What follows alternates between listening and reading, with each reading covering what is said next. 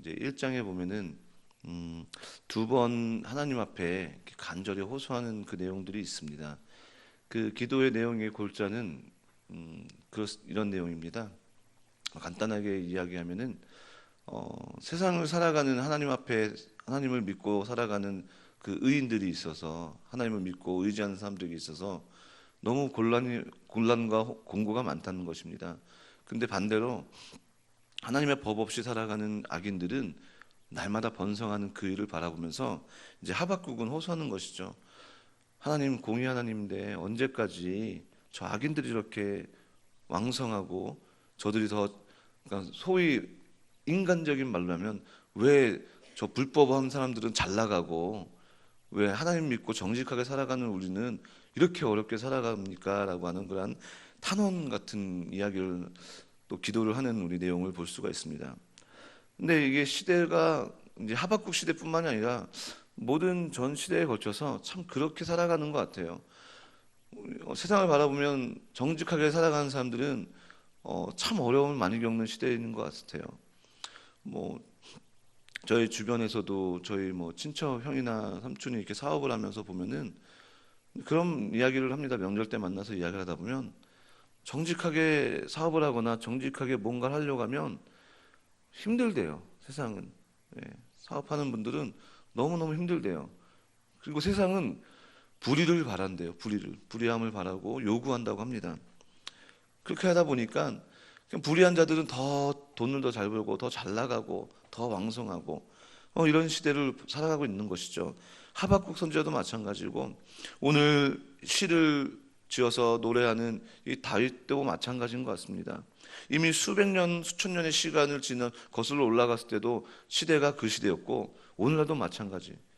의인으로서 정직하고 하나 앞에 살려고 하면은 참 어려운 시대를 겪고 있다는 것이죠. 오늘 이 다윗의 시는 기도로 이루어진 시입니다. 그 전에 9장 9편 1절부터 12절까지는 이제 하나님의 그 심판과 하나님의 신원에 대한 것을 찬양했다면 오늘 본문은 이제 두 가지의 기도로 이루어져 있고 그리고 그 기도를 응답하시는 그 방법에 대한 이야기들이 나와 있습니다. 먼저 첫 번째 그 다윗의 기도가 13절 14절입니다. 여호와여 나를 긍휼히 여기소서 나를 사망의 문에서 일으키시는 주여 미워하는 자에게 받는 나의 공고를 보소서 그러면 내가 주의 찬송을 다 전할 것이요 딸 같은 시온의 문에서 주의 구원을 기뻐하리다 라고 기도하고 있습니다. 어떤 기도냐면요 이 기도의 내용은 이렇습니다. 기도한 가운데 하나님께서 응답하시면 그 구원을 베푸시는 그 은혜를 이제 공개적으로 그 기도의 응답을 기쁨으로 내가 선포할 수 있도록 하나님 기도 응답해 주세요 라는 이러한 호소의 기도인 것이죠. 그러니까 결국은 하나님의 기도 응답을 나 스스로가 기쁨도 있겠지만 그것을 온전히 전할 수 있도록 확실한 하나님의 응답이 나에게 있게 달라고 하는 그러한 믿음의 간구와 호소인 것이죠. 그러한 호소를 통해서 이제 하나님께서 어떻게 응답하시는가 다윗의 삶을 통하여서 다시 한번 하나님의 응답의 방법을 이야기합니다. 15절부터입니다. 열방은 자기가 판 웅덩이에 빠지며 그 숨긴 그물에 자기 발이 걸렸도다. 여호와께서 자기를 알게 하사 심판을 행하셨으며 악인은 그 손으로 행한 일에 스스로 얽혔다라고 이야기합니다. 첫 번째로 이제 그러한 의인의 기도와 그 강구 가운데에 하나님의 응답하시는 그 방법이 이제 악인들은 자기 꾀에 자기가 밟혀서 넘어진다라고 고백하고 있는 것이죠. 이 다윗의 시는 7편에도 동일하게 나옵니다. 7편 15절에도 저가 웅덩이를 만들며 저가 만든 함정에 빠졌다라고 하면서 악인들의 그 모양이 바로 그렇다는 것이죠. 남을 곡구가뜨리려고 하고 또 의인들을 곡구가뜨리려고 함정을 파지만 결국은 하나님께서 어떻게 하신다고요? 그 함정으로 인하여서 그 악인을 심판하신다는 것. 이 말씀은 이러한 하나님의 심판 방법은 우리가 에스더에서 찾아볼 수가 있죠. 하만이 그 모르드게를 너무너무 죽이고 싶어가지고 결국은 이제 처형대를 만들지만 결국 그 처형대에 목숨을 잃은 사람은 누굽니까? 바로 하나님의 놀라운 역전에 의해서 하만이 그 처형대에 죽임을 당하게 되는 것이죠. 하나님의 심판은 이렇게 때로는 너무나도 놀랍기도 하고 너무나도 역전의 드라마와도 같은 것이죠. 저가 악인들이 판 함정이 하나님께서 악인들이 자기가 빠지게 하는 것. 그리고 또 하나님의 그 심판은 어떤 것입니까? 악인들을 스올로 보냅니다. 그러니까 악인들은 잊혀지게 만든다는 것이죠. 지금은 비록 그들이 왕성하고 그들이 잘 나가고 그들이 무언가 삐까뻔쩍한 인생을 사는 것 같지만 결국은 그들이 돌아가는 것은 어디라고요? 스올. 구약에서는 죽음이라고 이야기하는 이 스올을 이야기하지만 결국은 영원한 죽음, 하나님의 심판 앞에 선다는 것이죠. 그리고 그들을 잊어버리게 한다는, 잊어버리게, 완전히 그들이 잊혀지게 된다는 것이고요. 반대로 18절 말씀이니까 궁핍한 자가 항상 잊어버림을 보지 아니한다고 하셨습니다. 이 말씀 속에서 궁핍함, 그리고 가난, 곤고라는 단어들이 나오게 됩니다. 이것은 무엇입니까? 정말로 하나님을 믿고 의지하고 살아가는 사람들의 그런 상태를 이야기하는 것이죠. 궁핍함, 때로는 공고함, 그리고 가난함.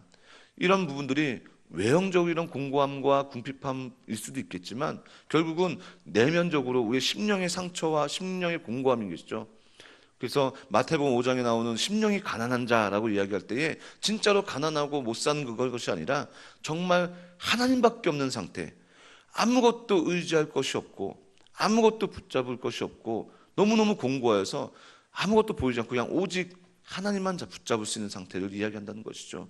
그러한 가난한 자, 그러한 곤고한 자, 그러한 궁핍한 자를 하나님께서 잊지 아니하신다고 하신 것입니다. 그리고 그러한 자들의 하나님만 붙잡고 하나님만 소망하며 기도한 자들의 기도를 우리 주님께서는 응답하신다는 것이죠. 이것이 정말 우리 모두에게 가장 큰 위로가 될 줄 믿습니다.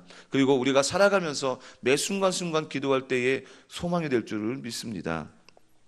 그러한 하나님의 또 놀라운 심판의 방법, 또 가난한 자를 일으키시는 방법을 우리가 오늘 함께 나눴고요. 마지막 두 번째 함께하는 기도는 20절 말씀에 이런 기도를 다윗은 합니다.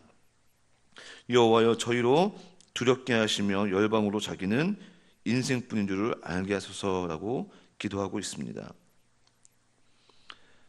결국은 모든 사람들은 하나님 앞에서 유한하다는 것을 고백하고 기도하는 것이죠.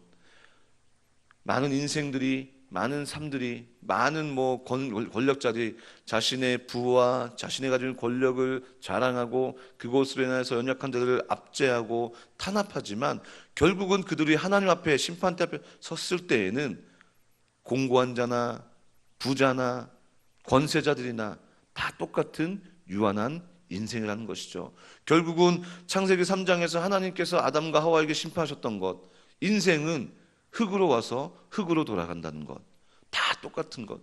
비록 이 짧은 100년일 수 있는 시간은 다양한 모습으로 살아갈 수 있겠지만 하나님 앞에 섰을 때에는 모두가 공평하게 유한한 인생이라는 것입니다. 그렇기 때문에 그 유한한 인생이 하나님 앞에서 떨 수밖에 없다는 것입니다.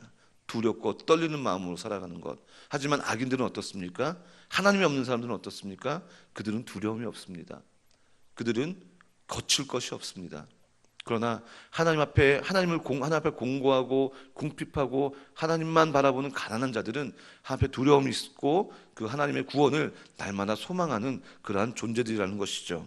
그렇다면 우리는 오늘 또 이 말씀을 통해서 일으키시고 떨게 하신 하나님, 결코 하나님께서는 자신을 의지하는 이들을 공고와 가난한 가운데 내버려 두지 않고 일으켜 주십니다. 너무나도 멋진 기도의 응답으로 일으켜 주실 줄 믿습니다.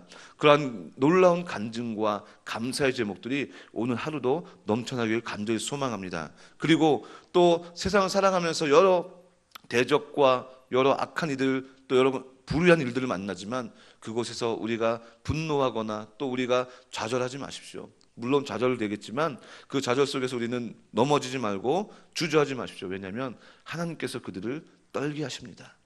그들을 심판하십니다. 결국은 그들도 우리와 함께 유한한 인생임을 잊지 마시고 담대하게 오늘 하루도 여러분에게 주어진 그 삶 속에서 하나님만 소망하며 하나님만 바라보며 나아가는 우리 사랑교회 성도님들 되기를 간절히 소망합니다. 기도하겠습니다. 사랑해 주님 감사합니다. 하나님, 그렇습니다. 우리가 살아가는 세상은 너무나도 불의합니다. 정직하며 하나님 앞에 온전히 설 때에 너무나도 손해보는 일들이 많을 때가 많습니다. 정말 우리는 날마다 하나님의 통치와 하나님의 나라를 소망하지만 이 시대를 바라보면은 결코 소망이 없는 것처럼 우리의 삶에 다가올 때가 많습니다. 다윗도 마찬가지였고 또 하박국 선지자도 그렇게 하나님 앞에 호소했습니다.